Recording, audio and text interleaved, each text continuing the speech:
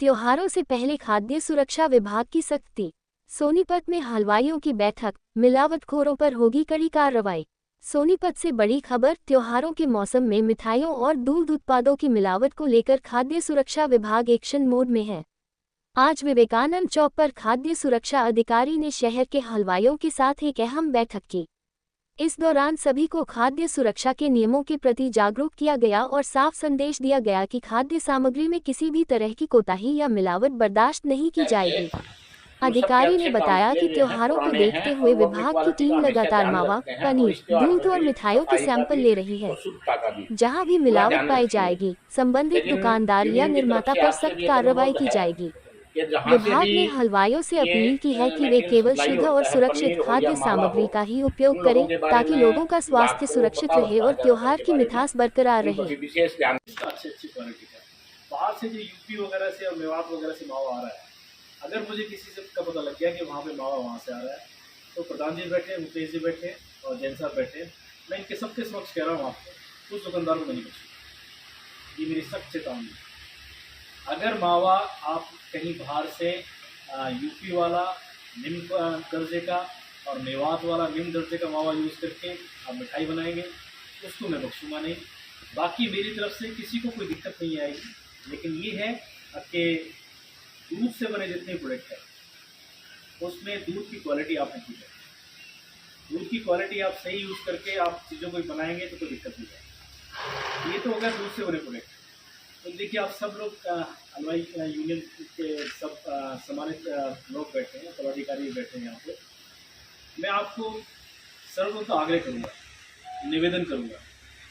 देखिए, अगर निवेदन से नहीं समझेंगे तो मुझे अपनी कानूनी कार्रवाई करनी पड़ेगी और सख्ती करनी। मेरे पास इनपुट्स हैं, मेरे पास CID की इनपुट्स लगा लो, चाहे मेरी अपनी खुद की वो लगा लो कि पनीर जो है यूज़ कर रहे हो आप लोग, वो पनीर बाहर से आता है। ठीक है, जो भी बाहर से मेवात साइड से जो पनीर आ रहा है, कृपया करके उस पनीर को आप दुकानदार भाई उसको अपनी दुकान पर ना रखें।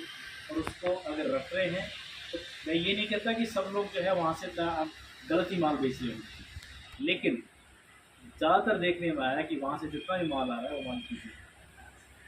आप जो है अपने यहाँ पे आसपास कल तो कोशिश करिए खुद ही पनीर बनाने की, लेकिन अगर आप मतलब भाई किलो 2 किलो 3 किलो 4 किलो बेचते हैं, आप लेते भी कहीं से तो ले लो, लेकिन ऐसे आदमी से लो जिसको आपको पता हो भाई कि इसकी क्वालिटी ठीक है।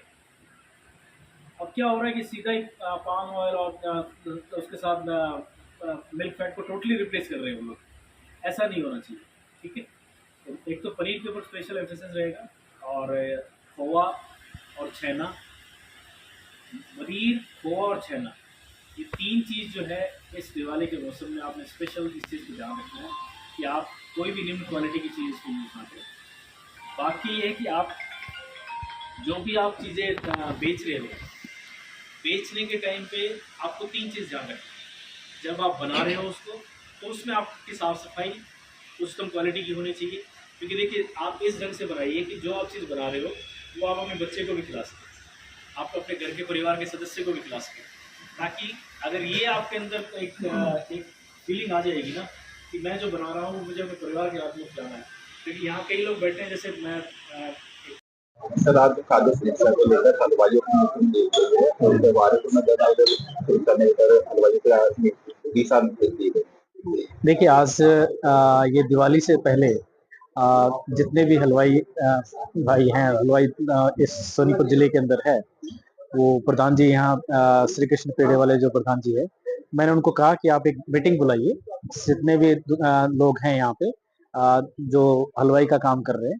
तो प्रधान जी को मैंने कहा, तो प्रधान जी ने जो है ये मीटिंग बुलाई और यहाँ पे सारे हलवाई लोग आए जो हलवाई का काम करते हैं।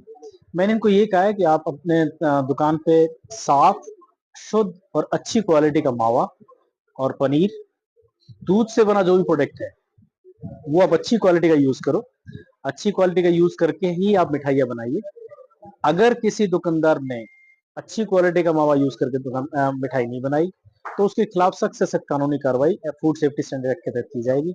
मैंने उनके यूनियन के माध्यम से प्रधान जी को भी और ये जो जितने यहाँ पदाधिकारी बैठे थे, जितने जो यहाँ पे इनके हलवाई यूनियन के लोग थे, इनको मैंने ये निर्देश भी दिए हैं और इनको आग्रह भी किया है कि आप जो है अच्छी क्वालिटी का मावा और अच्छी क्वालिटी से दूध से बनी ही मिठाइयाँ बनाइए।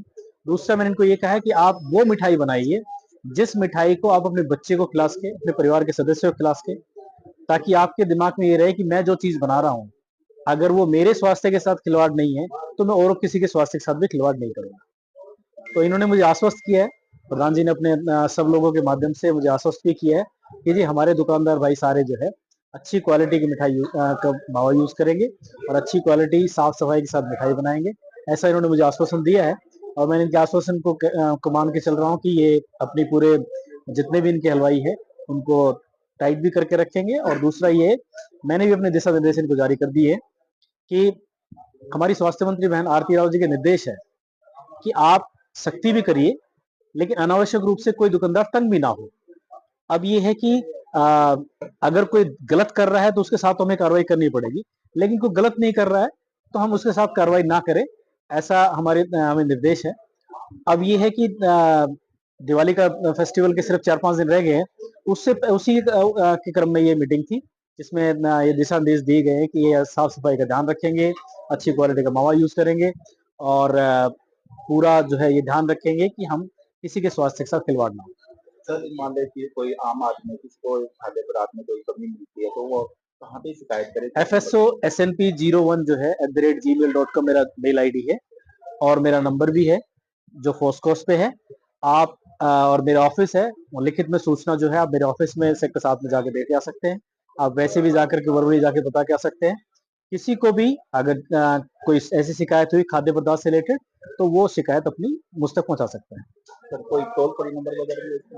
आप मेरा नंबर दे सकते हैं। आप मेल आईडी लिख लीजिए, मेल आईडी के ऊपर डायरेक्ट मेल हो जाएगी FSOSNP@gmail.com FSOSNP01@gmail.com।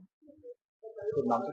मेरा डॉक्टर वीरेंद्र यादव है, मैं खाद्य सुरक्षा अधिकारी हूँ जिला सोनीपत।